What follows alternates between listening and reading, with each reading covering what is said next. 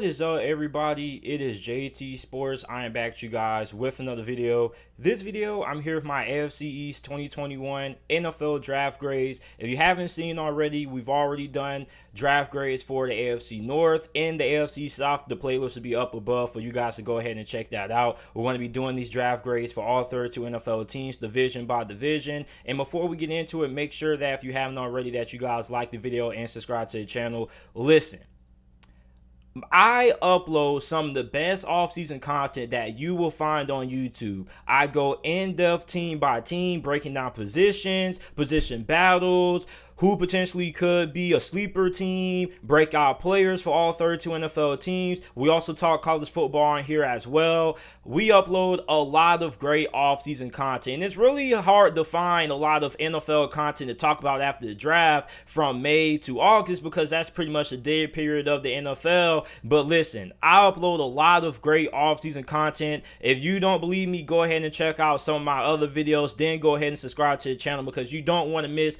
the offseason content that we're going to be uploading on this channel. So the AFC East, I believe, had the best draft overall for a complete division. I think every team in the AFC East had a very phenomenal draft. Let's start off with the New England Patriots.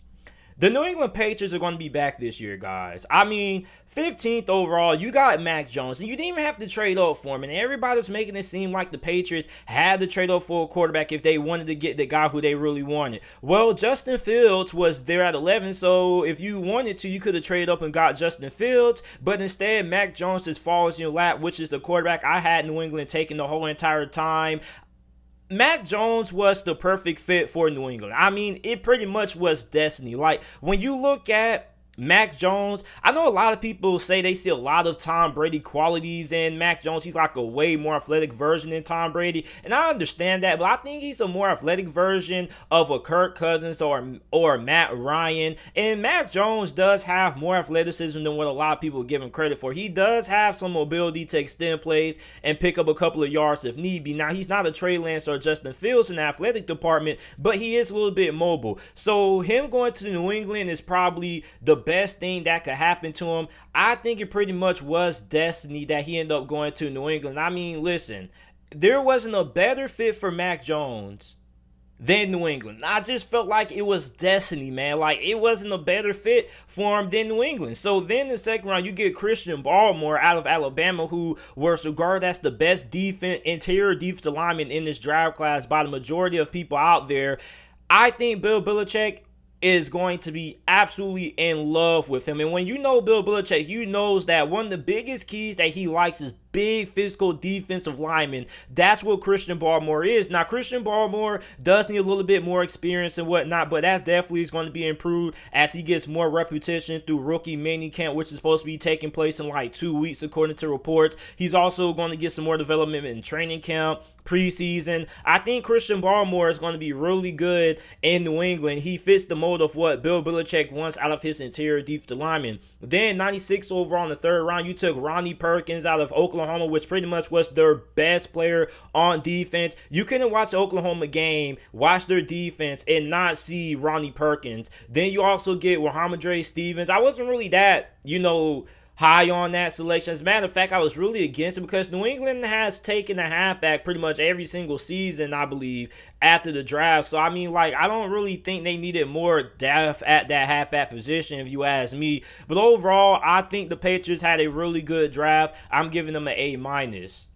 The Miami Dolphins also had a really good draft as well. They selected Jalen Waddle 6th overall. Now, Devontae Smith is a better overall wide receiver than Jalen Waddle, but Jalen Waddle was the better fit because Tua Tagovailoa doesn't have the strongest arm. So basically, he needs wide receivers who can take a short 5-yard slant and take it to the house for 60, 70 yards, and that's what Jalen Waddle can do. Then you get edge rusher Jalen Phillips, who basically played down the street at the University of Miami. Listen, I know I'm a big homer because for those of you guys who don't know, I am a Miami Hurricanes fan, and I've been telling people all this offseason that Jalen Phillips was the best pass rusher in this draft class. Don't be surprised you see Jalen Phillips be the first guy taken off the board. Jalen Phillips goes to the Dolphins. The Dolphins are getting him an absolute good one. If Jalen Phillips can stay healthy, because he does have injury concerns, battled throughout concussions, which made him retire at first when he played for UCLA. So you have worries about the injury concerns. But when he's on the field, I think he can end up having a 10-sack season right away as a rookie. That's how high I am on Jalen Phillips. He was the most polished, also had good production as well. I'm really excited to see what Jalen Phillips does with Miami. Then on top of that, you get safety Javon Holland in the second round, which improves the safety position, which was the hole that you had at safety ever since you got rid of Rashard Jones. You also got Liam Etchenberg. You got tight end Hunter Long. So pretty much the Miami Dolphins have addressed all their positions of needs going into the draft. That's why I have to give them an A. Moving on to the Buffalo Bills. The Buffalo Bills also had a really good draft as well. And I don't think a lot of people are talking about how good the Buffalo Bills draft class is. A lot of people are giving the Buffalo Bills a B. Somebody gave the Buffalo Bills a C. Listen, I like what Buffalo did. Their first 2 picks, they went to improve the pass rush, which is something that Buffalo really needs to improve if they want to end up making it to the Super Bowl this year. Okay, you get edge rusher Gregory Rousseau. Now, I told everybody that Jalen Phillips was the best defensive prospect coming out of Miami this year. He was the best pass rusher on Miami. A lot of people had Gregory Rousseau earlier in the draft process going ahead of Jalen Phillips. As a matter of fact, nobody even really had Jalen Phillips in the first round until like the last stretch of the NFL draft around, 2 weeks ago. So when you look at Gregory Rousseau, he had 15 sacks a year ago before he sat out back in 2019. But those 15 sacks are really inflated because a lot of those came from the quarterback holding on to the ball too long. They will also cover sacks there as well. Now, Gregory Rousseau does have the potential to become he has the potential to become the best